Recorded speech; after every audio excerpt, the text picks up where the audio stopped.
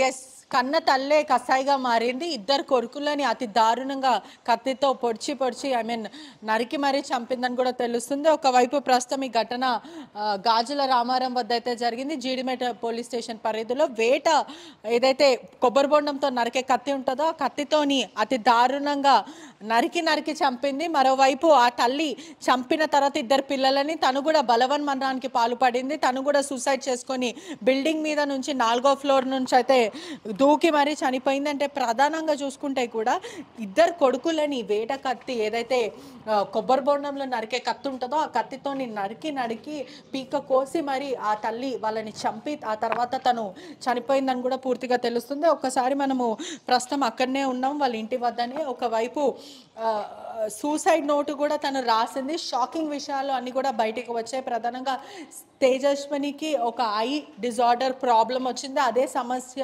వాళ్ళిద్దరు పిల్లలకి రావడంతో ప్రతి 4 గంటలకు కూడా ఆ డ్రాప్స్ వేయాలి. ప్రధానంగా కూడా చూపు కనిపించట్లేదు వాళ్ళకి. చాలా ఏళ్ళ నుంచి వాళ్ళు హాస్పిటల్కి వెళ్ళడం, దాని తర్వాత చచ్చిపోయే పరిస్థితి ఉంది. అంటే ఓన్లీ 4 ఆ డ్రాప్స్ వేయకపోతే వాళ్ళకి కనిపించలేదు వాళ్ళ కళ్ళు అని కూడా పూర్తిగా తెలుస్తుంది.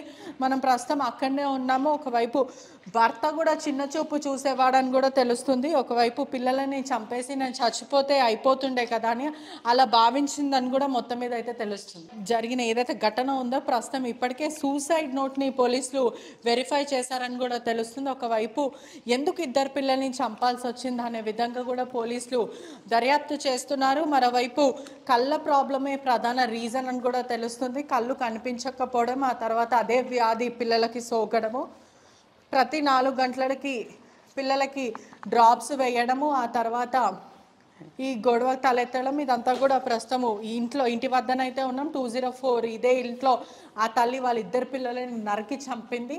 ఇప్పటికే భర్త కూడా దూషించడం, భర్త కూడా దురుసుగా మాట్లాడడం, ఉంటే ఉండు లేకపోతే వెళ్ళిపో అని ఇలా మాట్లాడడం, బ్రతికి ఉంటే అన్నీ బాగుండి బ్రతికి ఉండాలి, ఇప్పటికే హెల్త్ క్షీణించకపోయింది అనే ఆ తల్లి భావించింది అంటూ కూడా పూర్తిగా కంప్లైంట్ కాపీలో కూడా తెలుస్తుంది. మరోవైపు 6 పేజీల కంప్లైంట్లో కూడా ఎప్పుడు పెళ్లి జరిగింది, ఎలా పిల్లలు ఎందుకు పుట్టారో, ఆ పెద్ద కొడుకుని ఇంకా చిన్న కొడుకుని ఎందుకు చంపాల్సి వచ్చింది, ఇద్దరు కూడా చిన్న పిల్లలు 7th క్లాస్ మరియు 3rd క్లాస్ 4th క్లాస్ చదువుతున్న పిల్లలని కూడా తెలుస్తుంది. ఒకవైపు ఆ పిల్లలకు కూడా కంటి చూపు ఎందుకు కనిపించట్లేదు అంటే తనకు వచ్చిన వ్యాధే, ఆ తల్లికి వచ్చిన వ్యాధే ఆ పిల్లలకి కూడా ఆ వ్యాధి రావడం, ఆ తర్వాత ప్రతి 4 గంటలకి వాళ్ళు డ్రాప్స్ వేయడం, ఇంట్లో దీనివల్ల ఎప్పుడు గొడవలు జరుగుతుండే, ఇంట్లో ఉన్న హార్మోని అంతా కూడా డ్యామేజ్ అయింది. మరోవైపు ముందుగా ఇద్దరు పిల్లలని కొబ్బరి బొండం కత్తితో నరికి చంపింది. మరోవైపు రక్తం మడుగులో పోలీసులు వచ్చేసరికి ఈ ఇంట్లోనే రక్తం మడుపులో పిల్లలందరూ కూడా ఉన్నారని కూడా తెలుస్తుంది.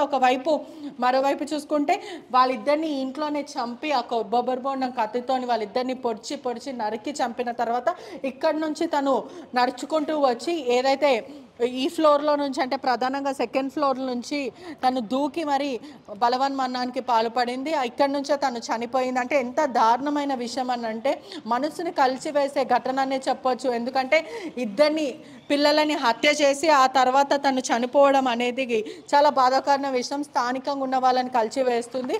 ఖమ్మంలో వాళ్ళిద్దరు అత్తమామలు ఎవరైతే ఉన్నారో తన కోడలు ఆత్మహత్య చేసుకుంది, ఇద్దరు పిల్లలని చంపేసి అని కూడా అత్తమామకి తెలిసిన వెంటనే వాళ్ళు ఖమ్మంలో ఉంటారు, వాళ్ళు వెంటనే ఇక్కడికి చేరుకున్నారు. మరోవైపు ఇదే ఎన్క్లేవ్లో వాళ్ళు నివసిస్తుండే, ఇరుగు పొరుగున వాళ్ళు కూడా చనిపోయిన తర్వాత కూడా వాళ్ళు ఇక్కడ చూడొచ్చు, బయటికి వెళ్ళిపోయిన పరిస్థితి. ఇరుగు పొరుగున వాళ్ళు కూడా చాలా భయప్రాంతాలకు గురయ్యారు. మరోవైపు ఎవరితో సరిగ్గా మాట్లాడద్దు, చాలా డిఫరెంట్ మెంటాలిటీ పర్సన్ తను అంటూ కూడా ఇరుగు పొరుగు వాళ్ళు మాట్లాడారు. మరోవైపు ఇద్దరిని ఏకంగా ఇద్దరు సొంత పేగు తడుచుకొని పెంచుకున్న ఇద్దరు పిల్లలని చంపేసి తను దూకి చనిపోవడం అనేది ప్రస్తుతం స్థానికంగా కలకలం రేగుతుంది. ఏం జరిగింది అనేది కూడా స్థానికంగా ఉన్న వాళ్ళు వెంటనే చూసి సమాచారం ఇవ్వడం, అసలు ఈ హత్యకు తన ఆత్మహత్యకు రెండిటికి కారణం ఒకటే, ఏదైతే హెల్త్ ప్రాబ్లం అంటే తనకి ఉన్న కళ్ళ వ్యాధి మాత్రమే ప్రాబ్లం అంటూ పోలీసులు పూర్తిగా భావిస్తున్నారు. ఇంకేదైనా కోణం ఉందనేది కూడా పోలీసులు దర్యాప్తు చేస్తున్నారు. మరోవైపు భర్తకితో గొడవలు జరగడం, ఆ తర్వాత వాళ్ళకున్న రోగం వల్లనే ఆ భర్త మనసులో పెట్టుకొని హేళన చేసి దురుసుగా మాట్లాడడము, మనసులో పెట్టుకొని నీకు కళ్ళు కనిపించవు, నీ పిల్లలకి కళ్ళు కనిపించవు అంటూ ఇటువంటి మాటలు చెప్పడం, దాని తర్వాత ఇవంతా కూడా తను మైండ్లో అంతా కూడా బలంగా పడడం, తన లోపడంతా కూడా క్షీణించకపోయి నేను లేని వాళ్ళు కూడా బ్రతకలేరనే ఉద్దేశంతో తను చనిపోయి ఉంటుంది. ఆ లేఖలో కూడా పోలీసులు బయట అంటే పోలీసులు ఎక్కడ కూడా ఇప్పటి వరకు అయితే ఒఫీషియల్గా ప్రెస్ మీట్ ద్వారా కానీ లేకపోతే నోటి ద్వారా కానీ పోలీసులు అయితే వెల్లడించలేరు. మనకున్న సమాచారం మేరకు కూడా ప్రస్తుతం మాత్రము ఇదే ఘటన అయితే బయటకు వస్తుంది. ఆ సూసైడ్ నోట్ అంతా కూడా సంచలన విషయాలు రాసింది. ఎలా పెళ్లి జరిగింది, తన కొడుకులని ఎందుకు చంపాల్సి వచ్చింది, తను ఎందుకు ఆత్మహత్య చేసుకుంటుంది అనే విషయాలన్నీ కూడా తను క్లియర్గా పేర్కొని ఉంది. వాళ్ళ సామాన్ కూడా ఇక్కడనే కనిపిస్తుంది. పిల్లల చెప్పులు, ఇవన్నీ షూస్, రోజు స్కూల్కి వెళ్ళే పిల్లలు చెప్పులు అంతా కూడా ఇక్కడనే పెడతారు. ఆ బాల్స్ అనేవి కూడా, బ్యాట్స్ అనేవి కూడా క్లియర్గా కనిపిస్తుంది. చాలా మంచి ఫ్యామిలీ, కానీ ఎందుకు ఇలా చనిపోవాల్సి వచ్చారు, తనకి మాత్రం మానసిక పరిస్థితి బాగాలేదంటూ కూడా స్థానికంగా చెప్తున్నారు. ప్రతిదీ అంటే పిల్లలని స్కూల్కి తీసుకెళ్ళడం కానీ, పిల్లలని దేఖ్భాల్ కానీ ప్రతిదీ కూడా తనే ఆ తల్లి మాత్రమే అన్ని బాధ్యతలు వహించింది. తండ్రి మాత్రం ఎటువంటి హెల్ప్ చేయకపోవడము, నీకు వ్యాధి ఉంది, చిన్న వయసు పిల్లలకి కూడా వ్యాధి ఉంది, మరోవైపు ఇంత ఇబ్బందులు పిల్లలకి రావాలంటే ఆ కారణం నీ వల్లనే, నీకు వచ్చిన వ్యాధి పిల్లలకు కూడా వచ్చింది, ఇంత చిన్న పిల్లలకి వ్యాధి వస్తే వాళ్ళు ఎలా బాగుపడతారు అంటూ కూడా ఆ మహిళని అనేక సార్లు దూషించడము, అసభ్యంగా ఇటువంటివంతా కూడా భర్త చేశాడంటూ కూడా పూర్తిగా తెలుస్తుంది. ఒకటేసారిగా ఈ ఘటన అంటే హైదరాబాద్ శివారు ప్రాంతం అనే చెప్పొచ్చు. జీడిమెట్ల అని అంటే ఇద్దరు పిల్లలని చంపేసి తన ఆత్మహత్య చేసుకోవడం ప్రస్తుతం కూడా కలకలంగా మారిందనే చెప్పొచ్చు. అనేక ఘటనలు అంటే ఇల్లీగల్ రిలేషన్షిప్స్, ఇటువంటి ఘటనలు అన్ని ఇప్పుడు ఒకసారి మనం విజువల్స్లో చూస్తే కూడా అందరూ లాక్స్ వేసుకొని వెళ్ళిపోయిన ప్రయత్నం. అంటే ఇక్కడ ఫ్లోర్ ఏదైతే సెకండ్ ఫ్లోర్ ఉందో అక్కడ అందరు కూడా ఖాళీ చేసుకొని భయప్రాంతులకు గురయ్యి, క్లియర్గా చూసుకుంటే కూడా ప్రధానంగా అంటే ఈ ఘటన జరిగిన వెంటనే స్థానికంగా ఉన్న వాళ్ళు కూడా భయప్రాంతులకు గురయ్యారు. పూర్తిగా కూడా ఇల్లులు ఖాళీ చేసి వెళ్ళిపోయిన పరిస్థితి, అంటే భయప్రాంతులకు గురయ్యారు. ఎందుకంటే ఎప్పుడు పిల్లలు కూడా ఇక్కడనే తిరుగుతూ ఉంటారు, హ్యాపీగా బ్యాట్ బాల్ ఆడుతూ ఉంటారు, సైకిళ్ళు తొక్కుతూ ఉంటారు. అటువంటిది వాళ్ళ తల్లి మాత్రం కొంచెం మెంటల్లీ తను ఇల్లు ఉంటుంది అంటే ప్రధానంగా ఎప్పుడు ఒకసారి మంచిగా మాట్లాడుతుంది, ఒకసారి దురుసుగా ప్రవర్తిస్తుంటుంది. సో దట్ ఇరుగు పొరుగు వాళ్ళకితోని కూడా సరిగ్గా మాట్లాడదంటూ కూడా ఇరుగు పొరుగు వాళ్ళు అయితే చెప్పుకుంటూ వచ్చారు. ప్రధానంగా చూస్తే కూడా పిల్లలు మాత్రం ఇక్కడనే ఆడుతూ ఉంటారు. చిన్న హెల్త్ ఇష్యూస్ ఉన్నాయి కానీ ఇంత పెద్ద హెల్త్ ఇష్యూస్ ఉన్నట్టు మాకు ఎప్పుడు కనిపించలేదు. కేవలం వాళ్ళ తల్లి చెప్పేది కూడా, నాకు వ్యాధి వచ్చింది, కళ్ళు కనిపించవు, ఎవ్రీడే 4 గంటలకు ఒకసారి డ్రాప్స్ వేస్తే కానీ నా కళ్ళు కనిపించవు, అటువంటిది నేను వేసుకోవడం, నా పిల్లలకి డ్రాప్స్ వేయడం, ఆ తర్వాత నా భర్త నన్ను దూషించడము, నా వ్యాధే పిల్లలకు వచ్చింది, నీ వ్యాధే నా పిల్లలకు వచ్చిందంటూ కూడా నన్ను వేరు చేసి మాట్లాడడం నేను తట్టుకోలేకపోయానంటూ కూడా ఆ లేఖలో రాయడం అయితే జరిగింది. తన కంప్లైంట్ కాపీలో పూర్తిగా కూడా ఈ ఏరియా అంతా కూడా చాలా రెసిడెన్షియల్గా సైలెంట్గా కనిపిస్తున్న సిచ్యువేషన్ కనిపిస్తుంది. మొత్తం మీద కూడా అంటే ఇటువంటి ఘటన ఒక ఫ్యామిలీ ఏరియాస్లో జరగడం ప్రస్తుతం అందరినీ భయప్రాంతులకు గురి చేసింది. ఇటువంటి ఘటన మేడ్చల్లో కూడా జరిగింది. ముగ్గురు పిల్లలని చంపి పెరుగులో విషం పెట్టి మరి ఇల్లీగల్ రిలేషన్షిప్ మెయింటైన్ చేసింది. అంటే ఇటువంటి ఘటనలు ప్రస్తుతం తెరపైకి వస్తున్నాయి. ఈ మధ్యకాలంలో హైదరాబాద్లో కానీ శివారు ప్రాంతంలో కానీ పిల్లలను చంపుతున్నారు. అంటే ప్రధానంగా ఏ రీజన్ అయినప్పటికీ తల్లిదండ్రులను పిల్లలను చంపడం, అంటే మేడ్చల్లో కూడా చూసుకుంటే ముగ్గురు పిల్లలని, సొంత పిల్లలని చంపేసి పెరుగులో విషం కలిపి ఆ తర్వాత భర్తని వదిలేసి బాయ్ ఫ్రెండ్తో వెళ్ళిపోవాలని అనుకుంది. అంటే ఇది వారం కాకముందు అంటే మేడ్చల్లో జరిగింది.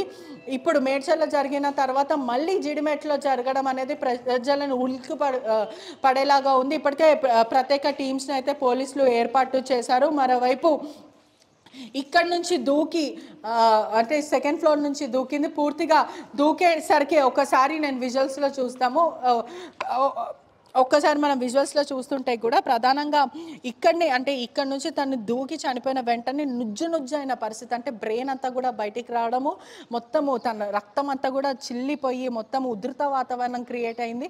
ఇక్కడ స్థానికంగా అంతా ఒకసారి సాయి రిష ఎన్క్లేవ్ కానీ, 7 హిల్స్ బిల్డింగ్స్ కానీ ఇవన్నీ కూడా రెసిడెన్షియల్ ఏరియాస్, చాలా క్లాసిక్ ఫ్యామిలీస్ ఉంటారని కూడా తెలుస్తుంది. అటువంటిది ఇక్కడ ఒకటేసారి ఇంత దారుణ ఘటన జరగడం, ఇద్దరు పిల్లలని కన్నా పేగు తెంచుకొని పుట్టిన పిల్లల్ని ఇద్దరిని చంపేసి అంటే నరికి చంపేసిన తర్వాత తను చనిపోవడం అనేది కూడా స్థానికంగా అందరినీ కలిసివేసింది. ఇప్పటికే వాళ్ళ హస్బెండ్ కూడా చాలా షాక్ ఉన్నారు. రెండో భర్తరం అని తెలుస్తుంది. ఒకటే ఇప్పటికే ఇంట్లో కూడా శవాలు అక్కడ ఇక్కడ పడిపోవడం, దాని తర్వాత భార్య పడిపోవడం, బ్రెయిన్ అంతా బయటికి రావడము, ఇప్పటికే భర్త కన్నీరుగా వెలపిస్తున్నాడు.